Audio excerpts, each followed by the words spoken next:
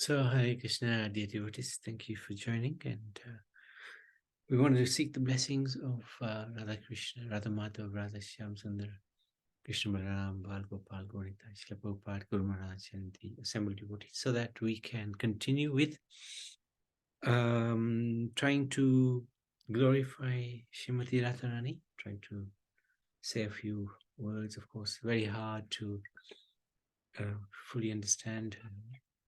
But what we want to talk about today is why she appeared on earth. So Radha and Krishna eternally reside in Golok Vrindavan, in the spiritual sky. That's where they always are. Over 5,000 years ago, Krishna himself appeared on earth to re-establish Dharma and destroy Adharma. But why did Radharani also appear on earth? So Krishna had a mission, which he fulfilled. What was Radharani's mission? Also, why was she separated from her beloved for 100 years? So these are interesting questions. There's a pastime which took place in Golok Vrindavan, as mentioned in the Brahma Vaivarta Purana. So this is from the Puranas, and Puranas are historical accounts of different pastimes that take place between the Lord and his devotees. One time in a Ras Mandal, in a secluded place, in a great forest in Golok, Lord Krishna enjoyed pastimes with Radha. This is in the spiritual world. Overcome with bliss, Radha could not understand herself or anything else. Leaving her unsatisfied in the midst of their pastimes, Krishna went to enjoy amorous pastimes with Viraja, another gopi. So this is Krishna winding up things with Radha. Seeing Lord Krishna embraced by Viraja in the Jew pavilion, Radha's friends at once told their mistress. Hearing their words, Radha became angry and lay down on her bed, her eyes like red lotus flowers. Radha wept bitterly and said to them, "Show him to me." So these are not ordinary pastimes, like lusty pastimes in this world. These are actually loving divine pastimes which have a purpose to them usually. So, if you speak the truth, then come with me. I will give Krishna and this gopi the result they deserve. When I punish her, who will save her? So this is Radharani's mood. Krishna is mine, nobody else's. With her quickly bring Lord Hari's other lovers also. Once she reached there, at the entrance, she saw a handsome, smiling, lotus-faced guard accompanied by 100,000 gopas. There she saw Sri Krishna's dear friend Sridham. Seeing him, Radha, her eyes now like red lotuses, angrily said, "Go away, O servant of a debauchee, go away. I will see what kind of beautiful lover your master has now." Hearing Radha's words, strong and fearless, Sridham, holding a stick in his hand, did not allow her to enter. So Sridham is defying Radha because he wants to serve Krishna and he wants to enhance the relish, the lila between these two personalities. If everything was hunky-dory and everything was harmony, it'd be a bit boring. But Krishna likes a little bit of masala added to the lila. So this is the masala. Their lips trembling, the other gopis angrily pushed the servant Sridham. Hearing a great commotion from the people of Golok and understanding that Radha was angry, Krishna disappeared. Hearing the word Radha and seeing Lord Krishna disappear, Viraja, the gopi, became afraid. By practice of mystic yoga, she gave up her life. Her body at once became a river encircling Golok. So this river is actually still there. It is the boundary actually between the spiritual and the material world.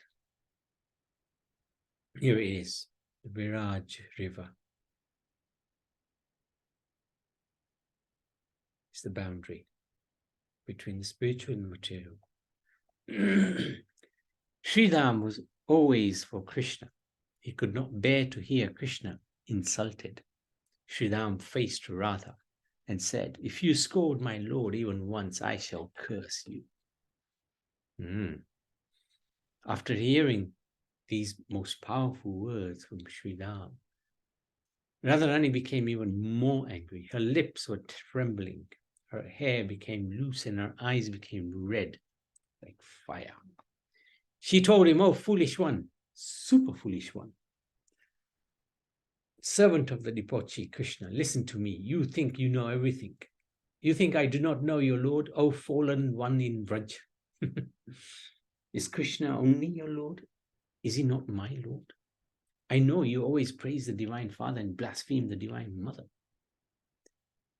As the demons always blaspheme devatas, you are always blaming me. That's why I now curse you, that you become a demon. You leave Golok, take birth in the demon species. This is my curse. Let us see who can protect you from my curse." So I think he becomes Sankashuda, Tulsi's husband. Sridham could not digest this, and he too cursed Radharani in turn. "You're getting angry like a human, hence you will become a human. You'll become a human without any doubt due to my curse. In Gokul, getting the company of Krishna, you will enjoy pastimes in the forest. Then you will experience the separation of 100 years from Hari. After that, you will again get your company and return to Golok." So after saying this to Radha, Sridham offered his umbrella obeisances to her and left to meet Krishna. He explained everything to Krishna and started crying.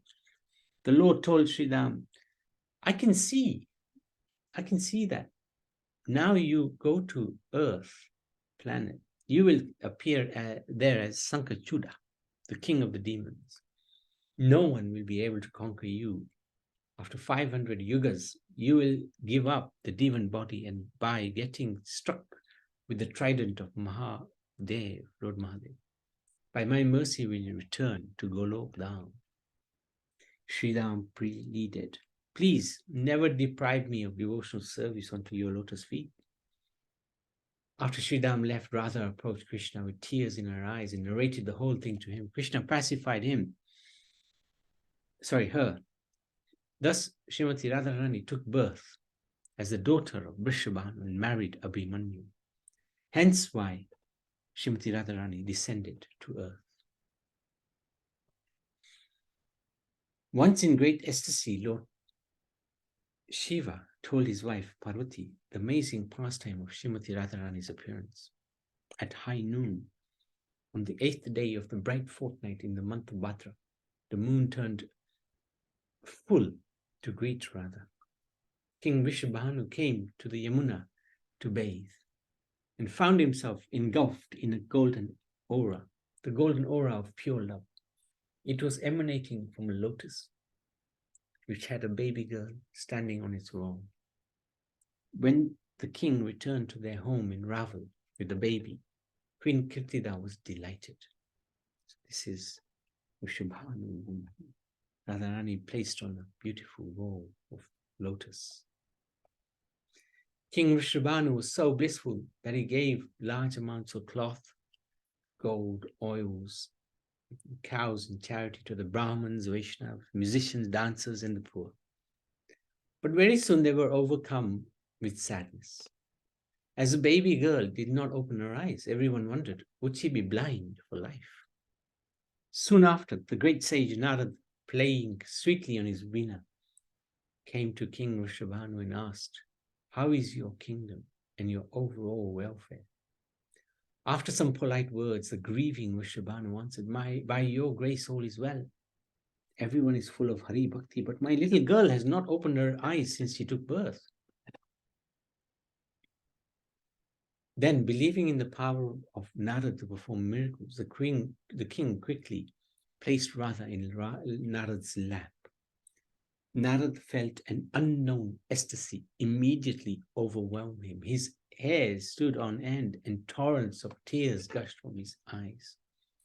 Radha, lying on his lap, decided to mercifully reveal her divine form to Narad Muni.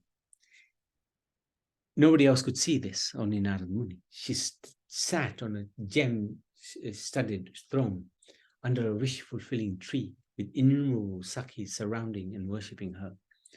A bright glow emanated from her. No one but Narad Muni could see this divine vision. He closed his eyes to try to conceal his emotions, silently offered his prayers. Oh, you who are the life force of Krishna, you are the supreme goddess of bhakti and bewilder even Govinda with your charm. All the demigods headed by Lord Brahma and Lord Shiva meditate upon your lotus feet. Even Mahalakshmi is part of you because you are Adi Shakti, the original potency. After the revelation of Radharani concluded, Narad Muni had somewhat composed himself. He handed the baby girl back to Rishabhanu, who looked at him anxiously. Narad Muni spoke, "You are most fortunate. Your daughter, who is the dearest to Lord Hari, will fill all of Gokul with bliss. Your glory will spread far and wide." "But her eyes won't open," Rishabhanu replied. "Don't worry. On the day the king of Braj, Nanda Maharaj, and his wife Yashoda Rani come to you with their darling boy Krishna, all will be perfect." So Parvati, this is Shiva, of course, explaining to Parvati. So Parvati is anxiously questioned, why did the girl keep her eyes closed? Lord Shiva responded, she did not wish to see anyone or anything of this world except Krishna. When Krishna requested her to appear, she made a vow, I will come to this world, but I will not see anyone but you. There's another, when Krishna and Radha were discussing about coming to earth, she also said to him, I'm not going to come to earth unless Govardhan is there. Is that right, Jenny? I'm not going to come to earth unless Govardhan is there. And Yamuna. And a few other places, no doubt. So Krishna said, okay, no problem. We'll take the whole Golok with us. So we're very fortunate. Some amazing places, amazing personalities have appeared with Radha and Krishna. Narad Muni's prophecy became fulfilled. Shortly after his visit, Rishabhanu Maharaj arranged for a festival and invited Nanda and Yashoda. During this festival, Krishna, who was 1 year old then, crawled into Radha's room and looked at his eternal consort. At that time, Radha opened her eyes. As their gazes locked, they were reunited. Hence, the divine couple met for the first time on this earth. So this is from the Padma Purana, Uttarakhand. And this is a wonderful painting that was done to mark that occasion of Krishna crawling into cot of Radharani.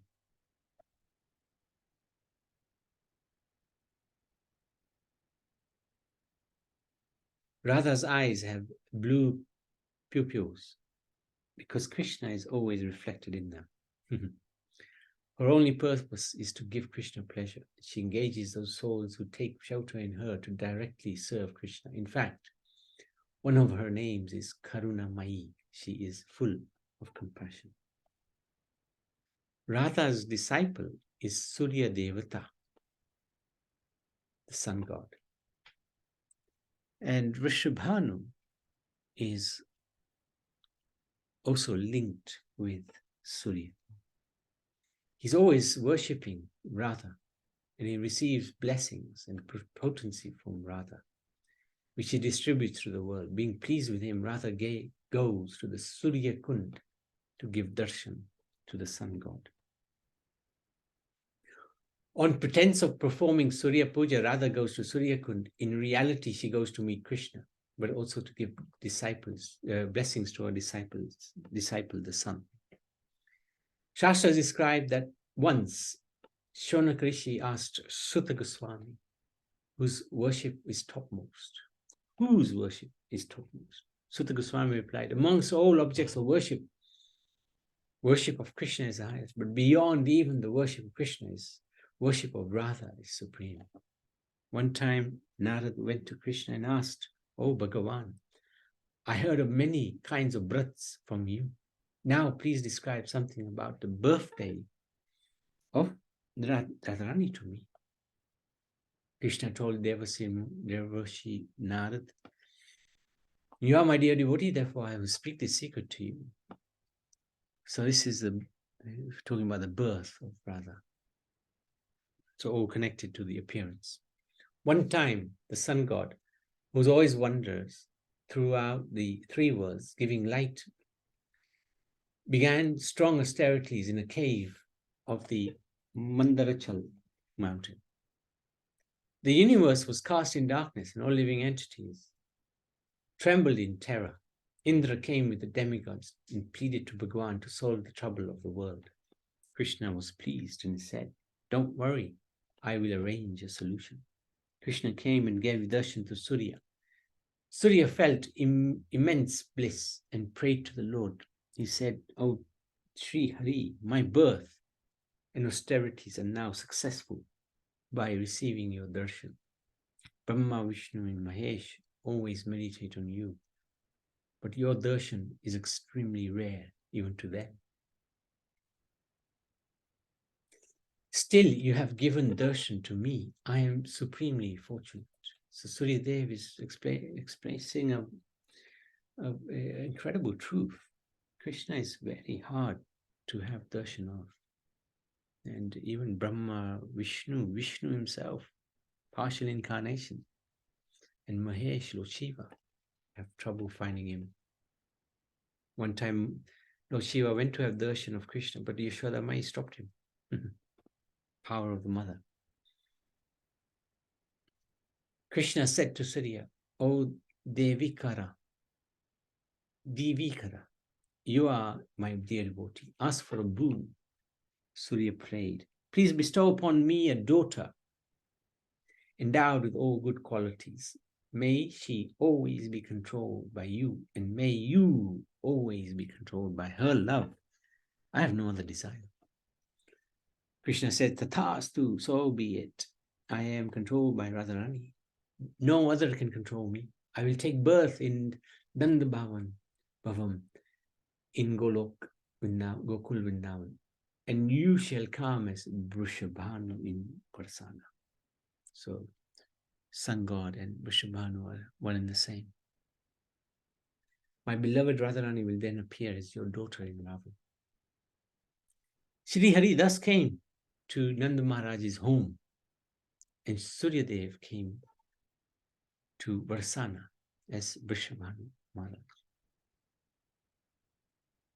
Krishna said to Narad Rishi, on the day of her appearance, one who worships Radha by offering offering oneself in her service and using all the paraphernalia to honor and worship her, this vrat is superior to all others. Hearing this from Krishna, Narad Rishi preached the glories of performing a vrat for Radharani on her birthday. The sun god appeared as Vrishabhanu Maharaj, and thus further performed strong austerities to receive Srimati Radharani as his daughter. We thus see the importance of strong sadhana to achieve our goals. So this is the wonderful pastime of Radharani's appearance. And I wanted to stop there, and we can continue maybe tomorrow talking about the transcendental qualities of Radha. Any questions, any comments? Hare Krishna, Prabhuji. Hare Krishna, anyone? Just how did she come about to be on that lotus flower? Was it just by providence, or? Yeah, by Krishna's arrangement, by magic. Absolutely. She didn't come out, just like Krishna doesn't come out of the womb of the mother. She didn't either. Just appeared. Just appeared. Yes. Yeah. Yeah, beautiful appearance. Beautiful, yes, both of them. Mm. Yeah, and the fortune of Vrishabhanu Maharaj to have Radha as a daughter is there's nobody more fortunate. So this is Krishna's blessing. Krishna's blessing. So from text, it looked like that Radha is more supreme than Krishna Oh yeah. position. Yeah. Even They're the one in the same. Again, we come to the same point. yeah, same point. One and the same, but this is the independent nature of Krishna's energies. They're independent, so they can even surpass him. For example, there's another energy of Krishna called, what is it called? Yogamaya. Yogamaya or Mahamaya, Yogamaya. Yogamaya is so powerful, she can put Krishna under illusion. And the only reason she would put Krishna under illusion is that he can enjoy Leela. He can enjoy pastimes with the Brijabasis. Yeah, so otherwise, if Krishna was always thinking, I am the supreme, then, how much fun would Krishna have? He wouldn't have any fun.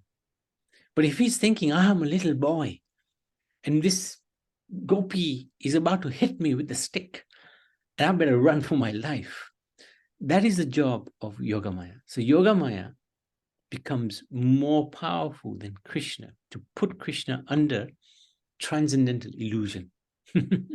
Otherwise, he wouldn't enjoy pastimes. So his energies can become more powerful than him. This is the beauty of Krishna. But the energies know their position, which is to serve Krishna. Even though they can be more powerful than him, they know they are only in existence to please Krishna. He is Purush, they are Prakriti. But he does not limit their power, which is extraordinary. Krishna will never limit anybody's power of bhakti.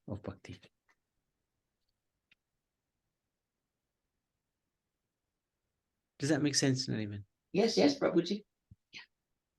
Okay, thank you. Thank you for the dialogue. Very important, actually. Very nice to have that dialogue. Hare Krishna, Prabhu. Hare Krishna, Karuna. So, is there anything about Vrishabhanu doing tapasya just like Yashoda Mata, Devaki and Vasudev doing tapasya before having the Lord as their son? Oh, Is there anything? I haven't come across anything apart from this Padma Purana point where Surya Dev is doing the tapasya and then he's requesting Krishna, please let your most favorable internal potency become my daughter. This is what is described in the Padma Purana, where Surya Dev is doing the tapasya. But like Nanda Yashoda, you can't get the position of Krishna's parents by austerity. You can't get that. It is a natural, they have that position Eternally. It's not through austerity. Same with Rishabhanu. He is not. He is eternally liberated. So he's not somebody who has. So the Surya Dev actually is the incarnation of Rishabhanu. It's not the other way around. It's not Surya Dev came as Rishabhanu. Rishabhanu came as Surya Dev. So Rishabhanu is always with Nanda and Yashoda as is Kirtida. So they're eternal associates. You can't just become a parent of Radha. No. By austerity, So they are just natural loving parents from time eternity. Yeah, wonderful. Thank you. Thank you so much. Thank you. Hare Krishna. So Radharani ki jai. Hey.